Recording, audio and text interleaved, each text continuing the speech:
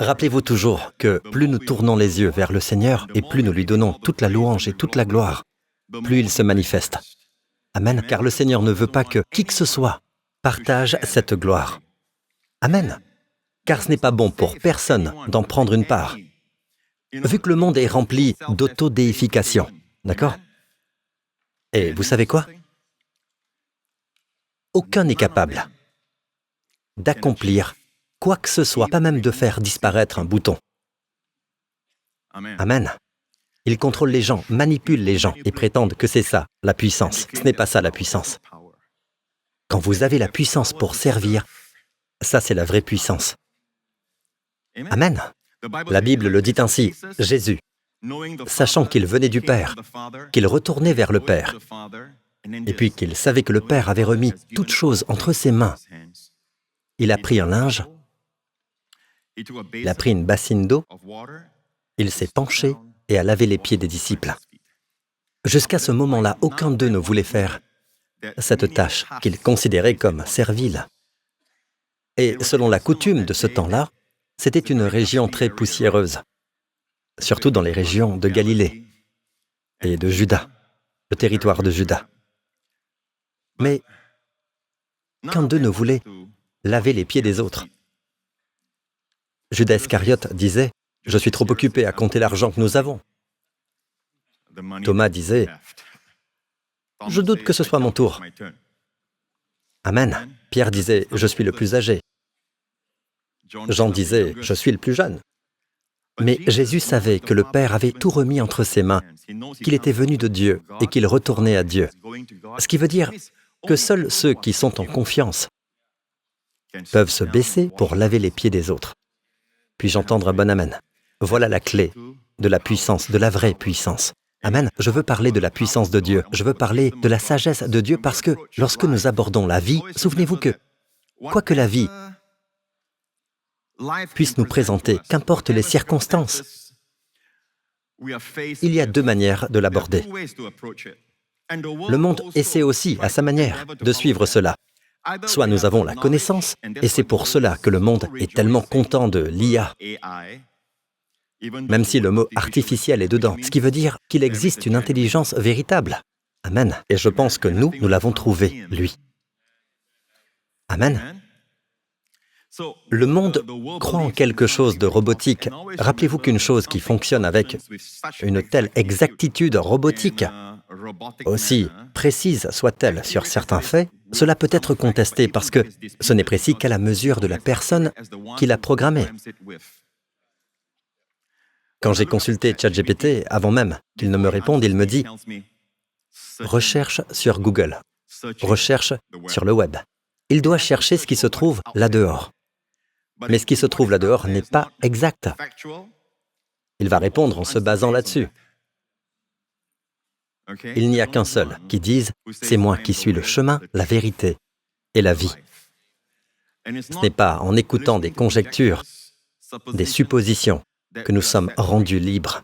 C'est en connaissant la vérité que nous sommes rendus libres. Amen. La vérité. Alors, utilisez l'IA pour votre travail, pour tout ce dont vous avez besoin, afin d'obtenir des informations naturelles, faire tous vos calculs ou définir un mot ou des choses dans le domaine naturel, mais ne dépendez pas de cela pour votre vie. Amen. Regardez vers Jésus, la véritable intelligence. Donc, quand nous abordons la vie, nous pouvons répondre à la situation, aux problèmes avec sagesse, ce que le monde recherche d'ailleurs. Et la Bible le dit ainsi. Les Juifs demandent un signe miraculeux et les non-Juifs, les Grecs, recherchent la sagesse. Ainsi, le monde aujourd'hui est pareil. Ils cherchent la sagesse pour résoudre leurs problèmes. Malheureusement, l'IA et tous les progrès de la technologie ne peuvent que nous faciliter la vie avec des inventions et des innovations chaque jour plus nombreuses. Mais ces choses-là peuvent devenir addictives et nous pouvons en devenir esclaves. Par exemple, pendant que le pasteur prêche, ils sont occupés à jouer sur leur téléphone. Ils ne peuvent pas s'en empêcher. Ils doivent le faire. Ils en sont esclaves, n'est-ce pas? Personne ne fait cela maintenant, je le sais bien. Amen. Je dis ça comme ça, d'accord? Pas dans cette maison. Alors, le monde est en quête de sagesse. Et puis il y a un groupe de personnes, eux, ne cherchent pas la sagesse. Ils se tournent vers le New Age, ils se tournent même vers le domaine des ténèbres pour produire de la puissance ou un miracle, pour apporter une solution à leurs problèmes. N'est-ce pas? Ainsi, à l'époque de l'apôtre Paul, il est dit que les Juifs demandent un signe, et le mot « signe » là inclut aussi l'idée de signes et de prodiges et de miracles. C'est cela qu'ils recherchent, mais pas au travers de Christ. D'accord? Il y a même quelque chose qui implique des chiffres et des choses du genre. Ne devenez pas obsédés au point de penser qu'à cause de la grâce, je dois m'asseoir au 5e rang, sur le 5e siège. Certaines personnes y tiennent absolument. Ils sont liés par ce genre de superstition, pas vrai? Et Dieu donne le miracle à celui qui est assis sur le 6e siège. Amen. Nous ne devons pas être liés par ce genre de choses. Ne prends pas, ne goûte pas, d'accord? Les Juifs demandent un signe miraculeux et les non-Juifs, les Grecs, recherchent quoi? La sagesse. Pour nous qui sommes sauvés, eux, que recherchent-ils? Les Juifs recherchent des miracles. C'est-à-dire quoi? La puissance. Ils veulent la puissance pour résoudre un problème. Et les non-Juifs recherchent la sagesse pour résoudre un problème. N'est-ce pas? Pour nous qui sommes sauvés, Christ et puissance de Dieu et sagesse de Dieu. Allez! Amen. Christ et puissance de Dieu et sagesse de Dieu. Et encore une chose, quand vous cherchez Christ, il ne vous demande jamais, jamais quoi que ce soit comme prix, comme paiement pour ce qu'il vous donne. Ce que je veux dire, écoutez bien, tous ces miracles, tous ces dons, toutes ces bénédictions sont gratuits. Est-ce que je peux entendre un bon amen? Parfois, les gens se font cette idée qu'avec la grâce, il n'y a pas de récompense. Il y a des récompenses. Il y en a. Dieu n'est pas injuste pour oublier votre œuvre et le travail de votre amour. Comme si Dieu pouvait vous oublier et qu'il pouvait oublier de vous récompenser pour votre œuvre. Donc, nous ne sommes pas contre les œuvres. Amen. Nous sommes contre les œuvres mortes. Amen. Celles qui ne viennent pas de la vie. Les œuvres de la chair, issues de nos propres efforts. Dieu n'est pas injuste pour oublier votre œuvre et le travail de votre amour. Alors Dieu vous récompensera. Il n'est pas injuste au point d'oublier. Cela veut dire qu'il est toujours juste, nous le savons, et il va s'en souvenir.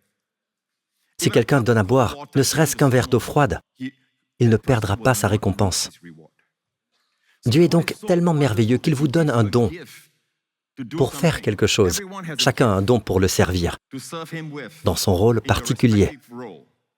Amen. Et lorsque vous mettez ce don en pratique, lorsque vous commencez à l'utiliser, Dieu vous récompense pour l'usage du don qu'il vous a d'abord donné. Est-ce possible que le don soit sur vous, que la grâce soit sur vous pour accomplir cela et occuper ce rôle, mais que vous le refusiez? Oui, l'apôtre Paul dit la faveur de Dieu. Sa grâce envers moi n'a pas été sans résultat. Ça veut dire que c'est possible, que je n'adhère pas. Mais il a ajouté, j'ai travaillé plus que tous, les apôtres. Non pas moi toutefois. Il a pris soin de le dire ainsi. J'ai travaillé plus que tous, non pas moi toutefois, mais la grâce de Dieu qui est avec moi.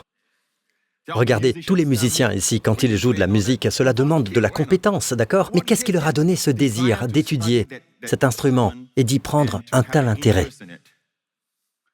Beaucoup d'entre nous trouvent que tout cela est ennuyeux, apprendre à jouer de la guitare, franchement. Mais certaines personnes sont passionnées par la guitare. Amen. Cet intérêt vient de Dieu. Et Dieu transmet un don à cette personne. Amen. Lorsque cette personne utilise ce don au service du Seigneur, le Seigneur la récompense pour cela. Amen. Il en va de même pour tous dans vos différents domaines. Ainsi, nous abordons les problèmes que nous avons avec la puissance de Dieu. Parfois, cette puissance règle le problème. Parfois, vous avez besoin d'appliquer la sagesse de Dieu. Amen. La solution à ce problème-là.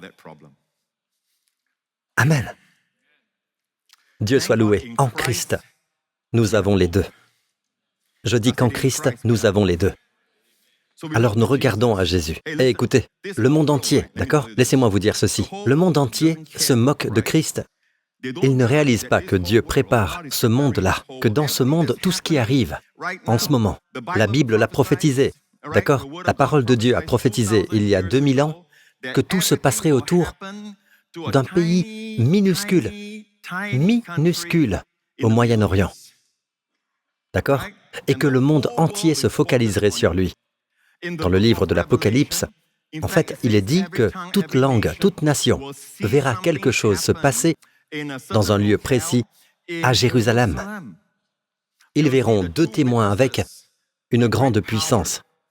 Et puis il arrivera quelque chose à ces 2 témoins, et avant qu'ils soient mis à mort, et sous les yeux de toutes les nations du monde, ils verront Dieu relever leur corps d'entre les morts. Et ils seront de nouveau vivants. Et toutes les nations le verront. Quand on lisait cela, disons, il y a 100 ans, ou même il y a 50 ans, le monde riait que quelque chose comme cela soit écrit dans l'Apocalypse, que tout le monde verrait quelque chose se passer dans un lieu isolé, localisé. Personne ne rit maintenant. Pourquoi? Nous venons de voir Liverpool gagner la semaine dernière, n'est-ce pas? Je veux dire ce matin, n'est-ce pas? N'est-ce pas? Vous ne dites pas oui parce que vous êtes un supporter d'Everton, n'est-ce pas? Donc, je veux que vous le sachiez. C'était hier soir. Alléluia. Amen. Mais comment se fait-il que nous puissions regarder ça? Comment se fait-il que nous puissions regarder ensemble? Parce qu'il y a une technologie qui n'existait pas quand Jean a écrit le livre de l'Apocalypse. Mais Dieu connaît l'avenir. Allons, est-ce que vous écoutez? Et la Bible nous parle de certaines choses. Elle nous parle des derniers temps, où les gens commenceront à s'identifier à travers un certain type de puce qui sera implantée dans leur peau. Et maintenant, ils travaillent dans ce sens-là. Bien sûr, ils diront qu'au moins on connaîtra sa position parce que la puce est là. Ou si vous faites une crise cardiaque, ils pourront savoir à quoi vous êtes allergique. Toutes vos données pourront être lues en scannant votre main. Mais ce qu'ils ne vous diront pas, c'est de quelle manière l'Antichrist va commencer à utiliser ce système pour contrôler les gens. D'accord? Ça, c'est dans le livre de l'Apocalypse. Maintenant, pasteur, et nous alors? Nous ne serons plus là. Vous voulez rester? Allez-y, faites comme vous voulez, d'accord? Moi, je prends le premier train. La Bible dit qu'avant que tout cela n'arrive, c'est-à-dire le jour de la colère de Dieu déversée sur la terre, car il n'arrête pas de rejeter le Seigneur Jésus-Christ, de rejeter l'amour de Dieu. Et Dieu, parce qu'il est un Dieu juste, un Dieu saint, il déversera sa colère. Et la Bible dit que la seule raison pour laquelle cela ne s'est pas encore produit, c'est à cause de la profonde patience de Dieu et de sa bonté qui veut nous conduire tous à la repentance. Puis-je entendre un bon amen? Amen. Donc, l'enlèvement arrivera d'abord, nous serons enlevés. Amen. Et ensuite, nous serons avec le Seigneur dans le ciel, participant au, j'allais dire, repas du Seigneur, mais ce sera un dîner. Amen, le festin des noces de l'agneau. Pendant 7 ans sur la terre, ce sera comme l'enfer sur terre, sous le règne de l'Antichrist. Puis Jésus reviendra au bout de ces 7 années. Et alors, il régnera sur cette terre pendant 1000 ans et au-delà. Amen. Nous attendons cela avec impatience. Et chaque tort sera redressé. Amen. Chaque chaos deviendra un message pour que le monde voie. Ah, je comprends pourquoi cela s'est produit.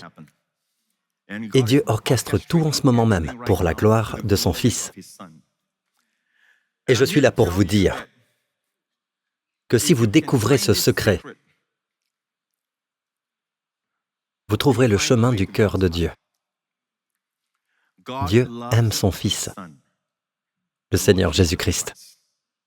Amen. Il dit, « Je faisais tous les jours son plaisir. » Avant même que Dieu crée les cieux et la terre, je faisais tous les jours son plaisir. Amen. Père aime le Fils, et c'est pour cela que Dieu a dit à Abraham, « Prends ton Fils, ton unique, celui que tu aimes. » Dieu aurait pu dire, « Prends ton unique Fils » ou simplement « Prends ton Fils ». Mais Dieu l'a formulé ainsi, « Prends ton Fils, ton unique, celui que tu aimes. » Abraham. Dieu a rendu cela difficile pour Abraham, n'est-ce pas? Il lui a demandé de l'offrir en holocauste. Non. Dieu avait pendant tout ce temps en tête son Fils unique, le Fils qu'il aime. Et si Abraham, dans une relation d'alliance avec Dieu, si Abraham était prêt à offrir son Fils unique, le Fils qu'il aime, Amen, et parce qu'il est dans une relation d'alliance, Dieu donnerait son Fils unique, le Fils qu'il aime. Ainsi, quand Dieu dit à Abraham, « Maintenant je sais que tu m'aimes, que tu me crains, que tu me révères, que tu m'adores, parce que tu ne m'as pas refusé ton Fils unique », nous pouvons dire à Dieu, quand Dieu nous a donné Jésus et qu'il est mort pour nos péchés sur cette croix, « Maintenant je sais que tu m'aimes parce que tu ne m'as pas refusé ton Fils unique, le Fils que tu aimes. » Mais quand vous y réfléchissez, vous ne saurez jamais à quel point Dieu vous aime tant que vous n'aurez pas compris combien Dieu aime son Fils parce qu'il a livré son Fils pour vous. Qui êtes-vous pour que Dieu livre son Fils pour vous? Amen. Et Dieu a aussi décrété que le Fils lui-même jugera la terre à la fin. Au sujet des 7 années de tribulation, le Fils reviendra comme juge. Lors du premier enlèvement, Amen, où nous monterons tous, il reviendra non plus pour traiter la question du péché. Cette question-là, il l'a réglée une fois pour toutes. Il vient pour nous délivrer du jour de la colère de Dieu. Amen. Amen. Il y aura le festin des noces de l'agneau et il y aura le tribunal du jugement du Christ. Malheureusement, le mot « jugement » fait peur aux gens. Ils pensent que les croyants seront jugés pour leurs péchés. Nous ne serons jamais jugés pour nos péchés. Le même péché ne peut pas repasser 2 fois au tribunal. Cette règle du « pas 2 fois pour la même faute » vient de Dieu. Si Dieu a puni son Fils, juste pour que vous le sachiez, tous vos péchés étaient à venir quand Jésus est mort, à moins que vous ayez 2000 ans. Réfléchissez. Un péché aurait-il pu être oublié quand Jésus a porté vos péchés en la croix, alors que tous nos péchés étaient à venir? Amen. Mais il peut le faire parce qu'il est en dehors du temps. La croix est hors du temps, intemporel comme Dieu l'est. Il vit en dehors du temps parce qu'il a créé le temps. Il a créé Chronos, il a créé Kairos. Il est en dehors du temps. Donc la croix est éternelle. Puis-je entendre un bon Amen? Et ce qu'il a accompli en la croix a des répercussions éternelles, des effets éternels. Amen. Tous nos péchés ont été portés par Jésus, même les péchés à venir. En disant cela, personne n'est encouragé à pécher davantage. En fait, plus nous connaissons l'amour de Dieu, moins nous avons envie de pécher. Le fait demeure que tous nos péchés étaient à venir quand Christ, si un seul péché avait été laissé de côté, ce serait l'enfer pour nous. Et oui. Donc, tous nos péchés ont été payés. Et il ne revient pas pour juger nos péchés. Écoutez, ce que l'on appelle le tribunal du jugement du Christ, en fait, c'est le mot « béma ». À cette époque, Paul a utilisé le mot « béma » parce que les Romains avaient ce tribunal qui, dans certains cas, servait de tribunal de jugement dans certaines occasions, d'accord? Mais celui dont Paul parle ici, c'est pour les récompenses, pour quelque chose que vous recevez ou que vous ne recevez pas. Amen. Perte. Récompense ou perte. Amen. Vous ne serez jamais jugés pour vos péchés. Et au fait, savez-vous que lors de l'enlèvement, nos corps, en un clin d'œil, seront transformés pour devenir semblables à son corps glorieux? Il y a de l'espérance pour vous et moi. Amen. Nous serons beaux comme le pasteur Marc. Personne ne dit Amen. Je comprends. Je compatis avec vous. Le pasteur Marc et moi, nous attendons l'enlèvement avec impatience. Amen. Et nous serons tous comme Monsieur Univers et Miss Univers. Ça ne vous intéresse pas, je sais. J'essaie juste de trouver une illustration, d'accord? Il n'y aura même pas un seul bouton sur notre visage. Nous serons jeunes pour toujours. Et vous savez quoi? Pour l'éternité. Nous ne mourrons plus parce que la mort est une ennemie de Dieu. Nous vivrons pour toujours. Amen. Nous aurons, la Bible dit que lorsqu'il reviendra, Dieu transformera notre corps de misère pour le rendre conforme à son corps glorieux. Amen. Alléluia. Et souvenez-vous de ceci, beaucoup de gens l'oublient. Quand nous nous tiendrons devant le tribunal du Béma, on appelle ça le Béma. Dans la langue grecque, comme dans la langue romaine, on utilise le mot Béma. Le Béma, c'est l'endroit où l'on reçoit des récompenses ou bien où l'on n'en reçoit pas. C'est la perte. Mais vous êtes quand même sauvés. Et les gens oublient cela. Quand les croyants se tiendront devant le tribunal du Béma du Christ, vous ne trouvez pas l'expression « tribunal du jugement » au fait. Si vous recherchez en grec l'expression traduite par « tribunal de Christ », c'est le mot Béma. D'accord? Quand vous vous tiendrez devant Christ, écoutez, vous serez debout. Et cela va vraiment vous étonner. Savez-vous que vous serez alors dans votre corps glorieux? Quand recevez-vous ce corps? Au moment où l'enlèvement aura lieu. La Bible dit que c'est pour cela qu'il y a l'enlèvement. Pourtant, le mot « enlèvement » n'apparaît pas dans la Bible. C'est le mot grec « harpazo », un enlèvement soudain, d'accord? Tout comme le mot « trinité ». La réalité, la vérité de ce mot, c'est trois personnes divines, un seul Dieu, un Dieu trinitaire. Amen. Mais nous utilisons ce mot pour exprimer une vérité. Donc, l'enlèvement, en fait, c'est le moment où le dernier ennemi, la mort, est placé sous nos pieds. Et ce corps n'aura plus jamais de maladie, parce que nos corps seront transformés pour devenir semblables au sien. C'est un corps physique, et pourtant il est transcendant. Ce n'est pas un corps d'esprit qui flotte partout. C'est un corps qui ne vient pas et ne repart pas comme un fantôme. C'est un corps qui peut apparaître et disparaître. Ça veut dire plus rapide que la vitesse de la lumière, parce que tout l'univers sera votre terrain de jeu. Nous ne pouvons pas l'imaginer pour l'instant. Amen. Pas plus que les esprits du ciel, les esprits humains ne le pouvaient avant que Dieu ne les envoie sur la terre, avant que le premier Adam ne vienne. Comme si Dieu disait, vous vivrez sur la terre avec un corps de chair. De la chair? Qu'est-ce que c'est? Et tu vas profiter de la vie comme un être humain. Aïe, on n'arrive pas à imaginer cette vie-là. Mais vous ne pouvez pas aller aussi vite. Voler ici, voler là-bas, comme vous pouvez le faire au ciel.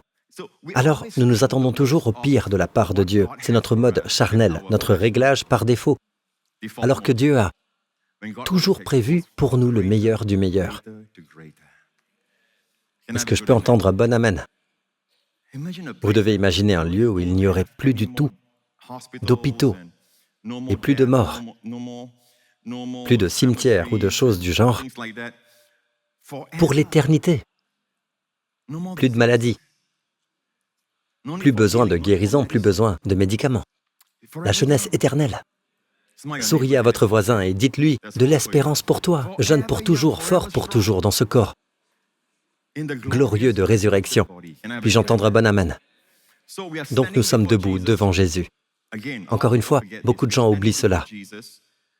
Nous serons devant Jésus lors de l'enlèvement, au moment où il se produira, en un clin d'œil, ce qui est mortel revêtira l'immortalité.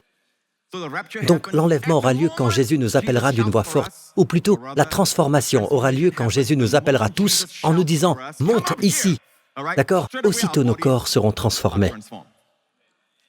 Que ce corps mortel aura revêtu l'immortalité. Amen. Alors s'accomplira cette parole de l'Écriture. Mort, où est ton aiguillon? Enfer, où est ta victoire?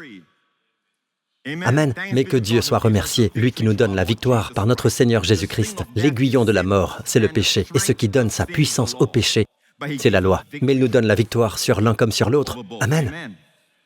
Alléluia. Au moment même où nous serons transformés, il criera « Monte ici ». Nos corps seront transformés en un clin d'œil. Le mot grec utilisé là parle d'un instant atomique. Vous savez à quelle vitesse cela se fait? Un clin d'œil. Je vois votre œil cligner. Et c'est fait. Votre corps est transformé. Ainsi, nous nous tenons devant le siège du Béma de Christ. Nous nous tenons là, dans notre corps glorieux.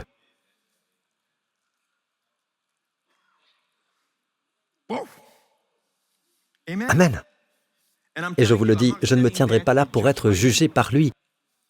Je me tiendrai là pour voir si je reçois des récompenses ou non. Je crois que ça concernera nos positions éternelles dans son royaume. Amen. Selon ma fidélité et selon la façon dont j'ai mis en action les dons et les onctions qu'il m'a données. C'est cela la mesure qui sera utilisé, et même pour vous, si vous priez pour moi.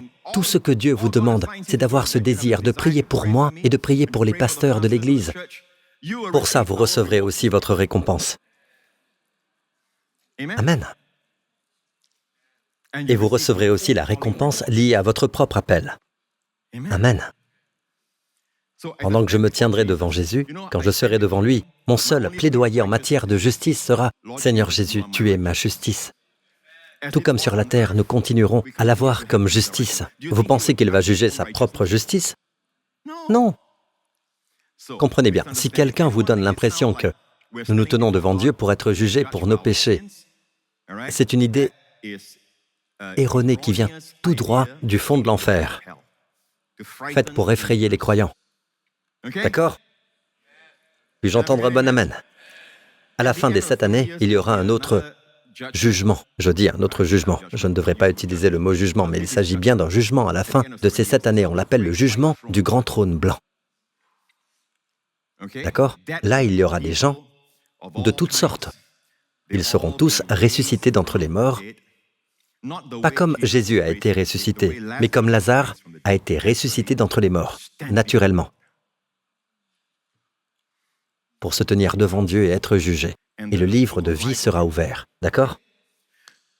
Voyez l'amour de Dieu. Nous sommes sauvés de tout cela. Amen. Nous ne paraîtrons pas devant le grand trône blanc. Nous n'y serons pas. Amen. Nous serons occupés à participer au festin des noces de l'agneau. Alléluia. Amen. Tant que vous vivez sur terre, prenez les choses avec légèreté. Ne soyez pas pris par tout ça. Vivez au-dessus de la ligne d'inconsistance. Vous savez ce que j'appelle la ligne d'inconsistance? Je pense au livre de l'Ecclésiaste.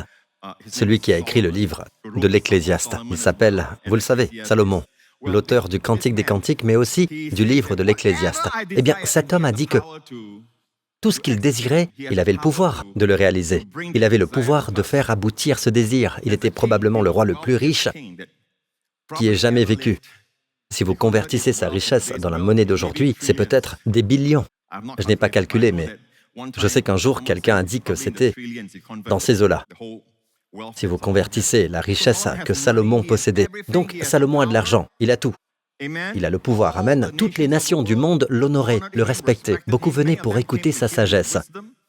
Et la Bible dit qu'il a déclaré dans l'Ecclésiaste, « Je n'ai rien refusé à mes yeux de tout ce qu'il réclamait. » Je voulais de la musique, je me suis procuré toutes sortes de chanteurs et de chanteuses, et je me suis entouré de toutes sortes d'instruments de musique.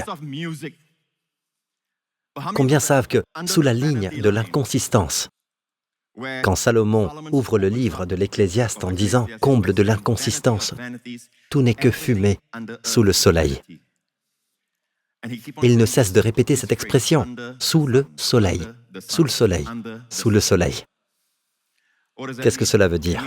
La vie vécue uniquement sous le soleil, rien ne peut vraiment rassasier. Il a dit, vous savez quoi? Tout ce que je désirais. Et vous savez, il n'avait pas seulement une femme, il avait beaucoup de femmes. Et il avait beaucoup de concubines. Au total, 1000. Faites le calcul, 1000. Il disait, quelle que soit la femme que je voulais, je la prenais. Amen. Il a tout essayé. Il a essayé l'horticulture, il avait des jardins. Le jardin du roi, qui se trouve près de la piscine de Siloé aujourd'hui. D'accord? Donc, il a tout essayé. Il aimait le jardinage, il a fait du jardinage. Quoi que ce soit, il s'y est adonné. Au bout du compte, il a dit, comble de l'inconsistance, tout n'est que fumée. C'est du vide. Puis Dieu lui a donné une expérience où il a vu le Seigneur Jésus comme le centre autour duquel tout gravite. Tout est pour sa gloire. Toutes choses ont été faites par lui et rien de ce qui a été fait n'a été fait sans lui. Amen. Gloire au Seigneur. Dieu a fait de lui, Jésus, l'héritier de tout ce que Dieu possède.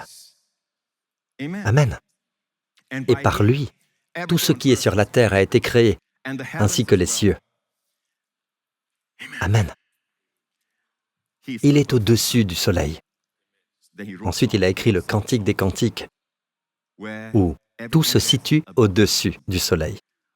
Tout cela ne veut pas dire que Sur la terre, vous deviez attendre de mourir pour aller au-dessus du soleil. Non, non, non. Pendant que vous êtes sur terre, la Bible dit que nous sommes assis avec Christ dans les lieux célestes, au-dessus du soleil. Amen. Là où se trouve notre vraie satisfaction. Toute personne qui boit de cette eau-ci aura encore soif, a dit Jésus à la femme au puits. Vous pouvez inscrire cette phrase sur n'importe quelle nouvelle appli, sur tous les jeux. Vous pouvez la poser sur chaque nouvelle innovation. Cette phrase, toute personne qui boit de cette eau-ci aura encore soif. Vous pouvez l'écrire au-dessus de chaque nouveau programme que Netflix propose, sans oublier les mélodrames coréens. Vous pouvez la mettre sur n'importe quoi qui est sous le soleil, si vous mettez votre confiance là-dedans. Toute personne qui boit de cette eau-ci aura encore soif. En revanche, celui qui boira de l'eau que je lui donnerai, dit Jésus, n'aura plus jamais soif. Il est en train de vous montrer le vrai chemin pour étancher votre vraie soif à l'intérieur.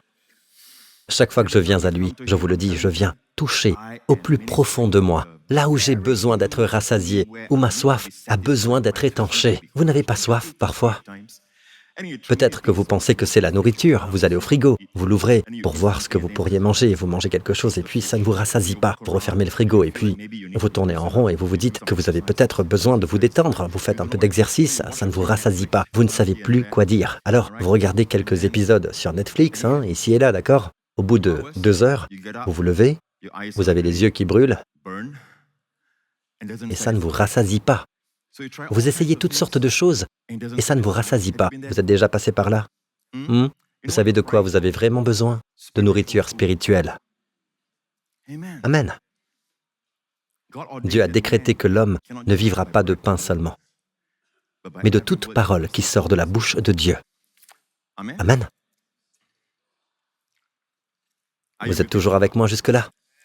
Salomon a écrit le Cantique des Cantiques, qui est la vie au-dessus du soleil. Et c'est l'obsession et l'épanouissement dans cet unique objet où Dieu lui-même trouve une satisfaction éternelle, son Fils. Lorsque Dieu et vous trouvez dans ce même objet notre Seigneur Jésus, votre satisfaction, votre joie, votre délice, Dieu et vous aurez une vraie communion. Amen. Quand les prêtres de l'Ancien Testament amenaient leur agneau pour le sacrifice, de qui cet agneau est-il l'image, sans défaut, sans tache? N'est-ce pas merveilleux que notre Seigneur Jésus n'ait aucun défaut, aucune tache? Il est totalement désirable.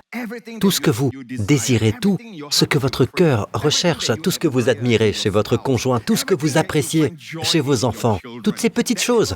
Et ce ne sont que quelques aspects, il n'y a pas la plénitude. Aucune chose n'a la plénitude, personne sur la terre n'a la plénitude. Tout cela n'est qu'une image, un petit reflet des qualités qui rendent Jésus aimable, beau, attirant, parfaitement désirable. Voilà pourquoi nous disons, on le remarque au milieu de dizaines de milliers. Une façon de dire que personne n'est comme lui. Pas même ceux que l'on voit à la télé. Ils ne s'en rapprochent même pas. Ils ont tous des faiblesses et des imperfections. Ne tombez pas amoureux d'un personnage, regardez la vraie personne, Je parle de la vraie personne, alors regardez Jésus. Et lorsque vous regardez Jésus, il est totalement désirable. Dans l'Ancien Testament, ils apportaient la fleur de farine. On appelle ça fleur de farine parce qu'il n'y a aucune aspérité. Il n'y a aucune dureté dans la farine. Elle est fine. Vous la touchez, vous avez presque l'impression de ne rien sentir entre vos doigts. Vous avez déjà touché de la fleur de farine? Ainsi, en Jésus, il n'y a aucun défaut, il n'y a aucune inégalité dans son caractère. Il est parfaitement désirable. Amen. Il n'est pas qu'amour, amour comme Jean tout le temps. Quand on pense à Jean, l'apôtre Jean, on pense forcément à l'amour. Paul, à quoi vous pensez? À la sagesse, n'est-ce pas? Amen. Jésus n'est pas déséquilibré. Chez lui, il y a l'amour et il y a la sagesse. Amen. Paul parfois juge. Il a ainsi jugé le grand prêtre d'Israël à un moment.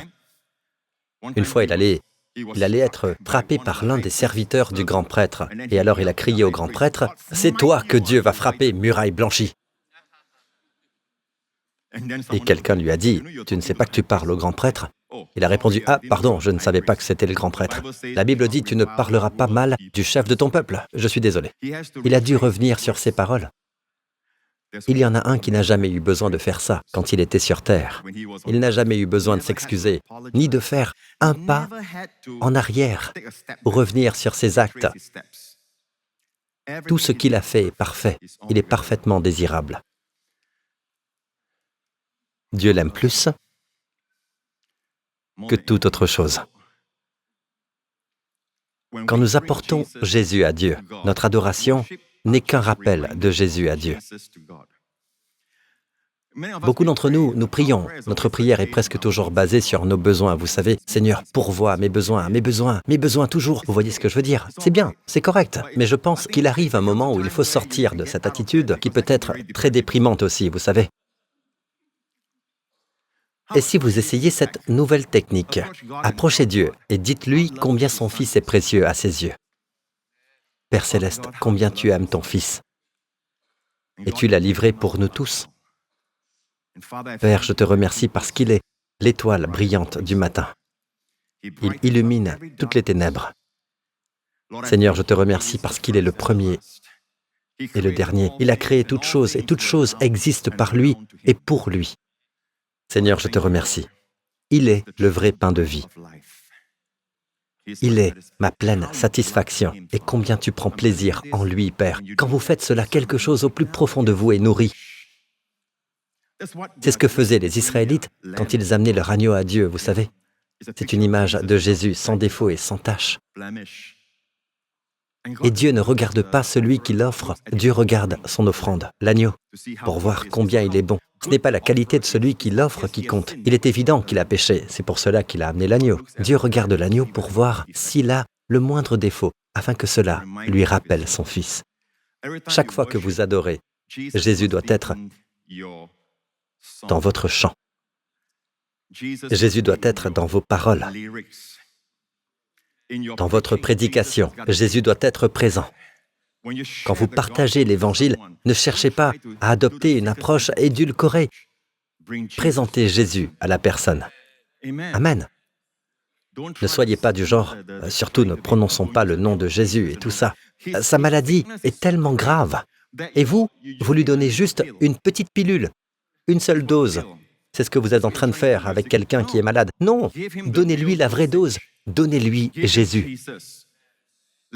Laissez Jésus submerger sa maladie. Amen. Sinon, c'est l'enfer qu'il aura. D'accord? Gloire au Seigneur.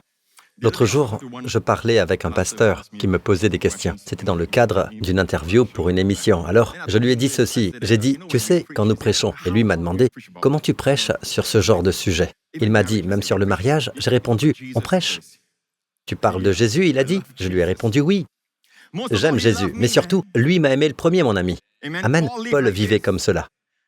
Le Fils de Dieu qui m'a aimé. Il a en fait quelque chose de très personnel. Le Fils de Dieu qui m'a aimé et qui s'est donné lui-même pour moi. Il pratiquait l'amour de Jésus, tout comme Jean. Jean pratiquait l'amour de Jésus en s'appelant celui que Jésus aimait. Et cette expression n'apparaît que dans l'évangile de Jean lui-même. Je suis sûr que Jésus aimait Pierre tout autant. Je suis sûr que Jésus aimait même Judas. Mais Jean le savait et Jean le pratiquait. Amen. De la même façon, Paul le savait et Paul le pratiquait. Le Fils de Dieu qui m'a aimé et qui s'est donné lui-même pour moi. Dieu aime le pasteur Marc, mais Jésus m'aime d'une manière spéciale. C'est comme cela que je le ressens. Mais est-ce vrai? Non. Jésus nous aime de la même façon et cette même façon est extrême. Vous savez, c'est un amour éternel, mais je le pratique et je suis sûr que Marc le pratique aussi. Amen. C'est aussi votre privilège de le pratiquer.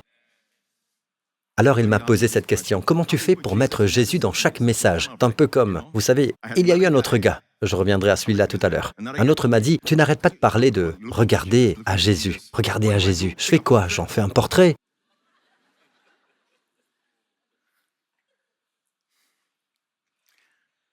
Il avait presque l'air fâché. J'en fais un portrait? Non. J'ai l'intention de vous l'expliquer avant la fin du culte.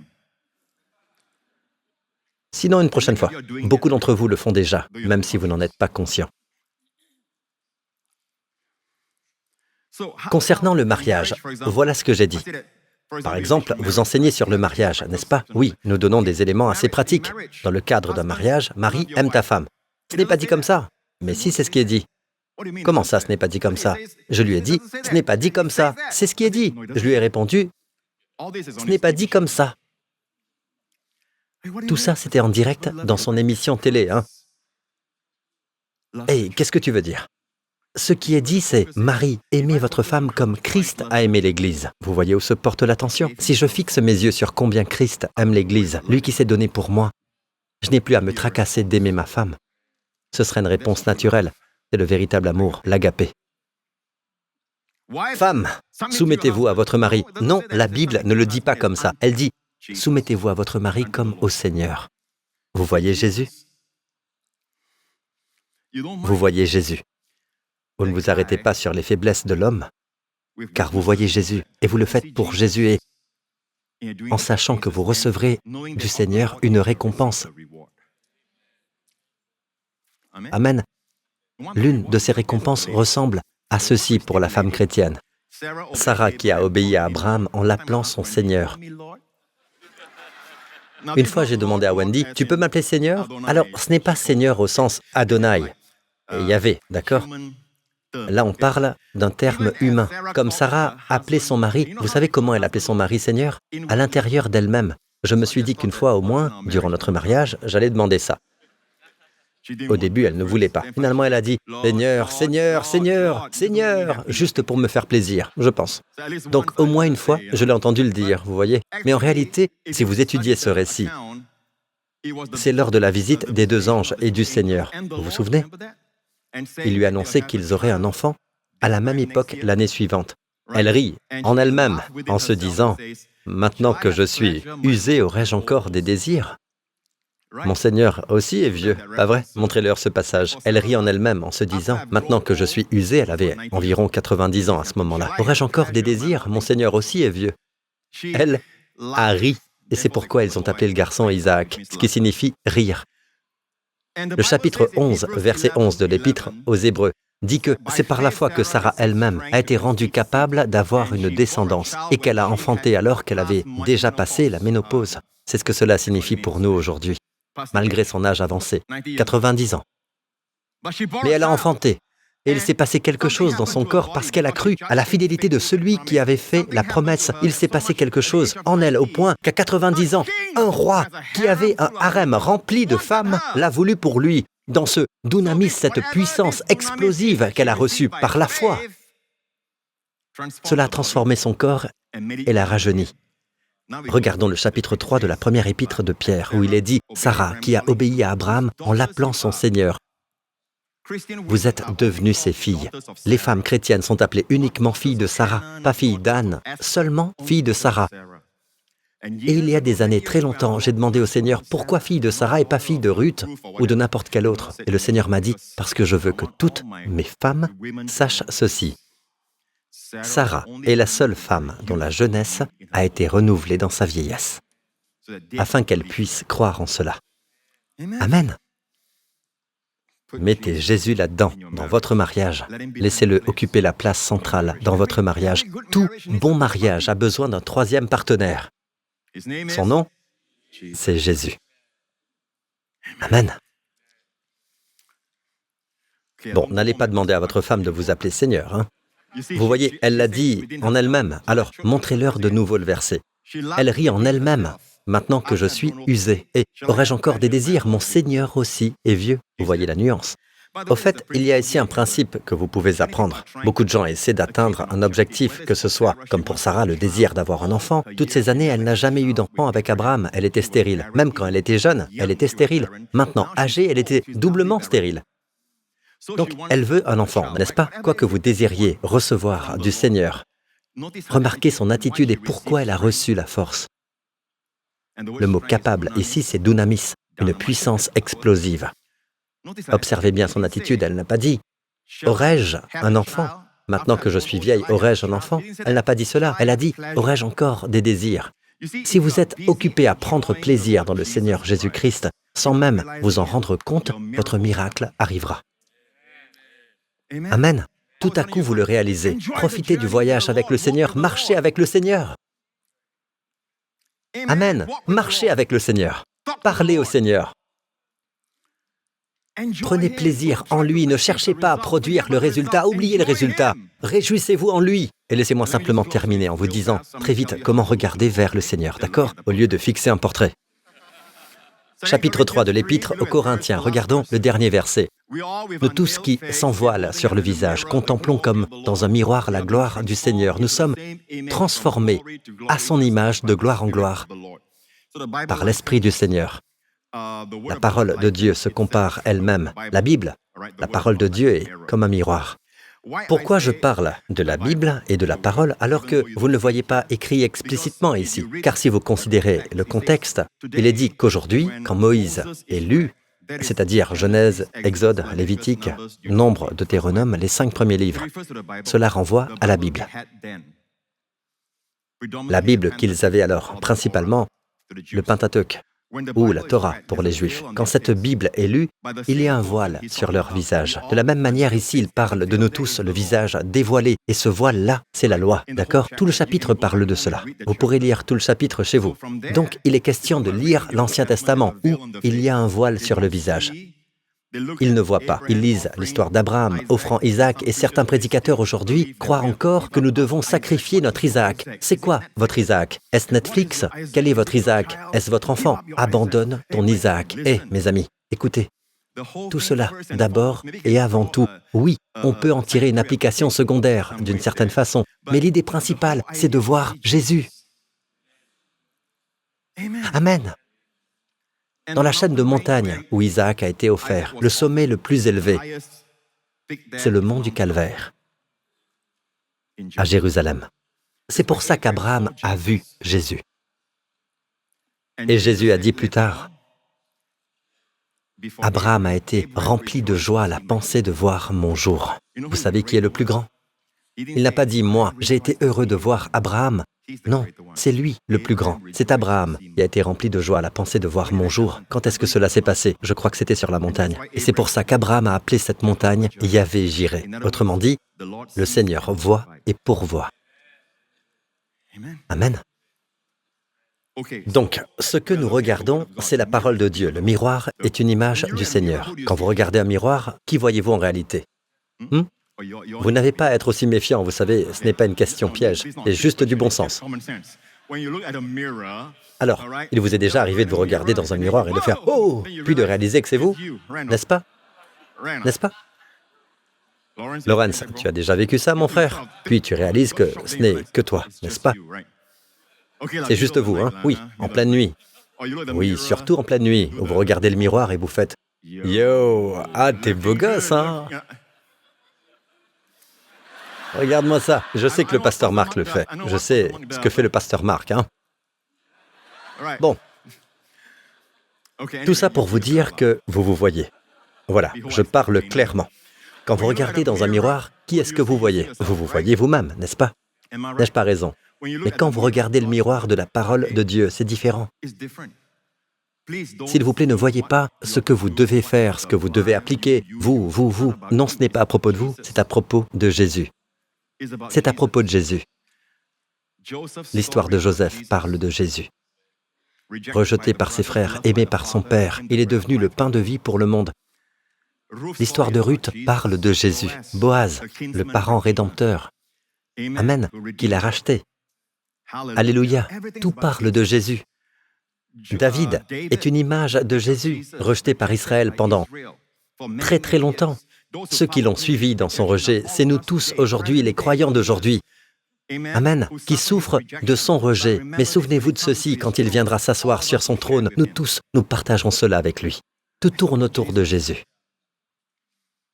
Amen. Toutes les histoires de l'Ancien Testament, c'est lui, c'est Jésus. Ce n'est pas « qu'est-ce que je dois faire? Qu'est-ce que je devrais ?» Oui, on peut en tirer une application secondaire de ces choses-là, oui. Mais souvenez-vous, offrez Jésus aux gens. Nous devons nous nourrir de lui. Que faites-vous? Vous le regardez. Nous tous qui, sans voile sur le visage, contemplons, ça veut dire regarder, comme dans un miroir la gloire du Seigneur. Nous sommes transformés à son image, de gloire en gloire, par l'Esprit du Seigneur. En le contemplant, nous sommes transformés en cette même image, de gloire en gloire. Nous affirmons que simplement en regardant à Jésus, je vois combien il est beau. Et ce trait-là, je le prends aussi sur moi, sans même que je m'en rende compte, parce que le Saint-Esprit est à l'œuvre. Le Saint-Esprit est en action. C'est le Saint-Esprit qui agit. Quand vous contemplez Jésus, il vous transforme en l'image de Jésus, même dans le domaine des miracles de Jésus.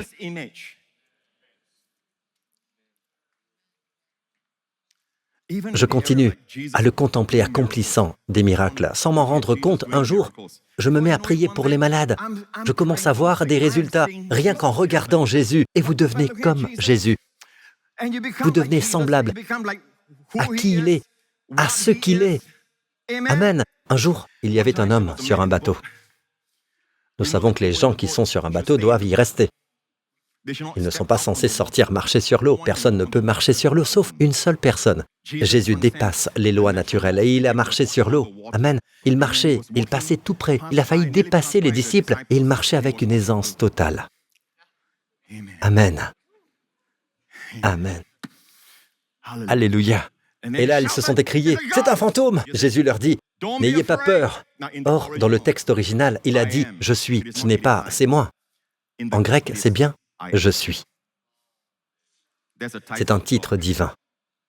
Je suis celui qui parlait dans le buisson ardent. Vous vous souvenez? N'ayez pas peur, je suis.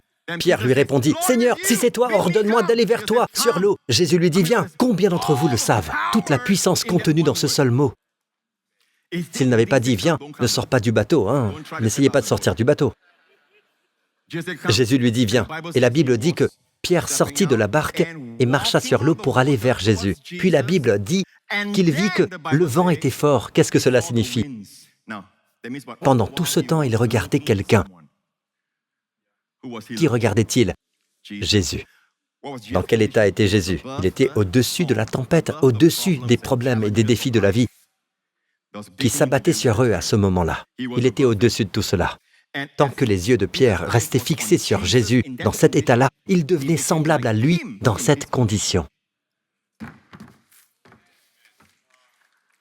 Mais nous, on se dit, « mais pasteur, ce n'est pas pratique, ce n'est pas pratique, il vous faut des étapes, 7 étapes pour marcher sur l'eau. » Non, la Bible dit qu'en le contemplant, nous sommes transformés. Et parfois, vous pouvez le contempler dans l'adoration, parfois, vous pouvez le contempler en vous, intérieurement, je veux dire, vous fermez les yeux et vous le contemplez, mais pas au travers de tableaux. D'accord? Je préfère que le Saint-Esprit peigne lui-même son image en vous. Alors, pendant l'adoration, parfois, quand vous l'adorez, le Saint-Esprit le peint, n'est-ce pas? Vous pouvez le voir dans sa gloire. Mais la façon principale, la voie principale, et je terminerai avec ceci. Chapitre 24 de l'Évangile de Luc. Lorsqu'il est ressuscité d'entre les morts, on pourrait penser qu'il y a beaucoup de choses importantes à faire dans ces 24 heures-là, d'accord? Après que vous soyez ressuscité d'entre les morts. Écoutez, quand vous ressuscitez d'entre les morts, vous ne pensez pas que c'est un jour important? Vous ne pensez pas que ces 24 heures-là sont très importantes? Vous savez ce que Jésus a fait? L'une des choses auxquelles il a consacré de longues heures, c'est de marcher avec 2 disciples. Je pense que c'est une image de la restauration, de ce qui s'est passé dans le Jardin d'Éden, les 2 et les 2. Alors, Jésus a marché avec eux. Montrons-leur ce récit. Jésus lui-même s'approcha pendant qu'ils parlaient et discutaient. Tous les 2 conversaient. Les 2 marchaient sur la route d'Emmaüs. Jésus lui-même s'approcha et fit route avec eux. Vous ne savez jamais quand Jésus vient se joindre à votre marche. La Bible parle tellement de la marche. Abraham a marché avec Dieu, Enoch a marché avec Dieu et puis il a disparu. Je sais que c'est une marche spirituelle, mais je pense qu'il y a quelque chose dans marcher et parler avec Jésus. Vous fortifiez votre corps, vous devenez plus fort, esprit, âme et corps. D'accord? C'est juste une pensée. Il marchait sur un trajet d'environ 7 miles, à plus de 11 km de Jérusalem à Emmaüs. Jésus lui-même s'approcha, mais leurs yeux étaient empêchés de le reconnaître. Ainsi, le Seigneur a retenu leurs yeux pour qu'ils ne le reconnaissent pas. Pourquoi? Continuons la lecture. Il leur dit, « De quoi parlez-vous en marchant pour avoir l'air si triste?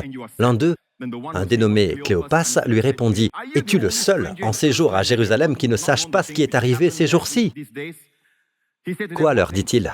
Ils lui répondirent, « Ce qui est arrivé à Jésus de Nazareth, qui était un prophète, puissant en actes et en paroles devant Dieu et devant tout le peuple, et comment les chefs des prêtres et nos magistrats l'ont fait arrêter pour qu'il soit condamné à mort et l'ont crucifié. Nous espérions que ce serait lui qui délivrerait Israël, mais avec tout cela, voici déjà le 3e jour que ces événements se sont produits.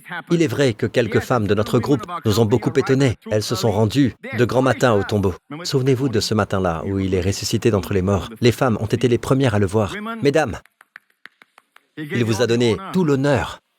Amen. Et n'ont pas trouvé son corps. Elles sont venues dire que des anges leur sont apparus et ont annoncé qu'il est vivant. Quelques-uns des nôtres sont allés au tombeau et ils ont trouvé les choses comme les femmes l'avaient dit. Mais lui, ils ne l'ont pas vu. Alors Jésus leur dit, « Hommes sans intelligence, dont le cœur est lent à croire tout ce qu'ont dit les prophètes. » Donc 2 reproches adressés aux croyants parce que ces 2-là sont des croyants. 2 reproches. Notre plus gros problème, ce sont ces 2 choses-là. Soit nous sommes sans intelligence, ce n'est pas le mot « idiot », ce n'est pas ça. J'ai vérifié. Il y a un autre mot pour un jugement de condamnation. Ce mot-ci veut en fait dire « ignorant ». Vous n'avez pas la connaissance. Combien sont d'accord quand Dieu dit « Mon peuple est détruit parce qu'il lui manque la connaissance ». Donc, soit l'Église n'a pas la connaissance, soit elle a la connaissance, mais elle est tellement lente à croire ce qu'elle sait. Soit elle n'a pas la connaissance, soit elle a la connaissance, mais elle est lente à croire. Voilà les 2 reproches adressés à l'Église. Le Seigneur a la solution. Prenons la solution. Il est dit, ne fallait-il pas que le Messie souffre ces choses et qu'il entre dans sa gloire en commençant par les écrits de Moïse, la Genèse, l'Exode, pendant qu'il marche. Plus de 11 kilomètres de marche. Vous savez, je vous le dis, je vais demander la vidéo de ça quand j'irai au ciel. Quel enseignement biblique ça a dû être, en commençant par les écrits de Moïse. Moïse, ça veut dire quoi? Les 5 livres que Moïse a écrits, ou plutôt que Dieu a dicté par sa bouche, et il a mis par écrit, d'accord? Dieu lui a donné les 5 livres qu'on appelle les livres de Moïse, en commençant par les écrits de Moïse et continuant par ceux de tous les prophètes. Plus tard, dans la division que font les Juifs de la Bible est structurée ainsi, Moïse, les prophètes et la loi. Le témoignage, la partie historique, les psaumes. Alors cette section, l'historique, puis viennent les psaumes. Les psaumes arrivent à la fin. Au moment où ils arrivent aux psaumes, ils étaient déjà arrivés à destination. Et c'est pourquoi, plus tard, dans la journée, quand Jésus est apparu dans la chambre haute à Jérusalem, il a repris avec les psaumes. Alors, à votre avis, quelle est sa priorité le jour où il est ressuscité d'entre les morts? En commençant par les écrits de Moïse et continuant par ceux de tous les prophètes, il leur expliqua dans toutes les Écritures ce qui le concernait. Vous savez combien de lois il y a dans ces 5 livres? Le Lévitique surtout. Les Nombres. Le Deutéronome, c'est une répétition de la loi. Et pourtant, dans tout cela, tout pointe vers lui. Des choses qui le concernent lui. Plus tard, ils diront, après qu'il a disparu, ils ont dit, « Notre cœur ne brûlait-il pas en nous lorsqu'il nous parlait en chemin et nous expliquait les Écritures ?» Maintenant, regardez ceci. J'ai demandé au Seigneur, « Pourquoi as-tu retenu leurs yeux ?» D'accord? Pourquoi ne pas simplement te montrer, « Hé les gars, vous êtes tellement tristes. » Et pourquoi avait-il dit qu'ils étaient tristes? Nous espérions que ce serait lui qui délivrerait Israël. Donc Israël était au centre pour eux. Pour certains chrétiens aujourd'hui, c'est Israël qui est au centre. Non, c'est Christ qui doit être au centre. Ils utilisent Jésus comme un moyen pour atteindre une fin. Nous espérions que ce serait lui qui délivrerait Israël. Jésus les a remis dans la bonne perspective. Amen. Des choses qui le concernaient, lui. D'accord? Pour le peuple juif, lorsqu'ils lisent, tout tourne autour d'Israël. Jésus dit, tout parle de lui. C'est la meilleure façon de voir Jésus. Alors j'ai demandé au Seigneur, pourquoi as-tu alors retenu leurs yeux? Pourquoi ne pas simplement montrer tes mains, percées? Hé, les gars, regardez ça, regardez, la marque de la lance. Pas vrai? Vous savez ce que le Seigneur m'a répondu? C'était il y a quelques années. Le Seigneur a dit, le plus important, j'ai retenu leurs yeux parce qu'ils étaient plus importants pour eux de me voir dans la parole que de me voir en personne. Je vous le dis, et il a ajouté ceci, il donnera à chacun de vous la même possibilité. Alléluia! Alléluia! Parce que vous et moi, nous pouvons parcourir les Écritures et voir Jésus aujourd'hui. Nous n'avons pas besoin de nous dire « Oh, tu sais, tel frère a eu une vision de Jésus, oh, tel autre frère est allé au ciel et peut peindre Jésus. » Nous n'avons pas besoin de dépendre de cela. La forme la plus élevée pour voir Jésus de ce côté-ci du ciel, avant qu'il ne revienne, c'est de le voir dans la parole, par le Saint-Esprit. C'est pour cela qu'il a retenu leurs yeux. Il était plus important pour eux de le voir dans la parole que de le voir en personne, afin de donner à nous tous la même opportunité. Amen. Au fait, il leur est arrivé quelque chose, pas seulement au niveau spirituel. Leur marche faisait environ 7 miles quand ils ont contemplé Jésus. Vous savez ce qui s'est passé? Vous savez à quel point c'est dur? 7 miles, ce n'est pas rien. Vous savez, marcher sur une telle distance, et le terrain autour d'Emmaüs monte et descend. Ce n'est pas une route bien lisse. Après ces 7 miles, alors qu'ils voyaient Jésus dans les Écritures, il s'est passé quelque chose dans leur corps. La santé a jailli. Ce n'était pas seulement un repas spirituel, d'accord, mais il s'est vraiment passé quelque chose dans leur corps. Et c'est pour cela que la Bible dit dans le chapitre 11 de l'Épître aux Hébreux, oui, par la foi, Moïse s'est montré déterminé comme s'il voyait celui qui est invisible. Et le terme « déterminé » n'est utilisé qu'une seule fois dans tout le Nouveau Testament. Là, dans ce verset, précisément à cet endroit, par la foi, Moïse s'est montré déterminé. Je me suis penché sur ce mot. Ça vient du mot « kratos », qui désigne en fait la force et s'emploie aussi pour parler du corps. Pas étonnant qu'à 120 ans, quand il est mort à 120 ans, la Bible dise que sa vue n'était pas affaiblie et qu'il n'avait pas perdu sa vigueur. Il s'est montré déterminé. Comment? Comment s'est-il montré déterminé? Et ce mot « déterminé » signifie ici qu'il était fort comme s'il voyait celui qui est invisible. Il voyait Jésus. Et nous avons tous le privilège d'avoir la Bible pour y voir Jésus. Que tous les prédicateurs et enseignants qui annoncent la parole de Dieu amènent les gens à voir Jésus dans les Écritures. C'est la plus grande bénédiction que vous puissiez leur donner. Et quel est le résultat? Ils sont transformés en le contemplant. Vous vous dites, ce n'est pas pratique, c'est la chose la plus pratique qui soit. En le voyant, vous devenez comme lui, jusque dans son état. Et il leur est même arrivé quelque chose physiquement. Mes paroles apportent la vie à ceux qui les trouvent, la guérison à tout leur corps. Et mon temps est terminé. Inclinez la tête et fermez les yeux, vous tous ici présents. Merci Jésus. Un jour au ciel, il n'y aura plus de temps. Merci Jésus. Inclinez la tête et fermez les yeux, vous tous ici présents. Mes amis, si vous êtes là aujourd'hui et que vous n'avez jamais reçu Jésus comme votre sauveur personnel et votre Seigneur, je veux vous donner cette opportunité. Christ est mort pour nos péchés et il est ressuscité d'entre les morts. Amen. La Bible dit qu'aujourd'hui, il est ressuscité et il est assis à la droite du Père. Si vous déclarez de votre bouche que Jésus-Christ est votre Seigneur, et si vous croyez que Dieu l'a ressuscité d'entre les morts, vous serez sauvés. Si c'est votre cas maintenant, priez simplement avec moi, en disant ceci de tout votre cœur. Dites, « Père Céleste, je reconnais, je confesse que Jésus-Christ est mon Seigneur. Je crois qu'il est mort sur la croix pour tous mes péchés. Et je crois que tu l'as ressuscité d'entre les morts, vivant pour toujours. Merci, Père. Je suis béni pour toujours.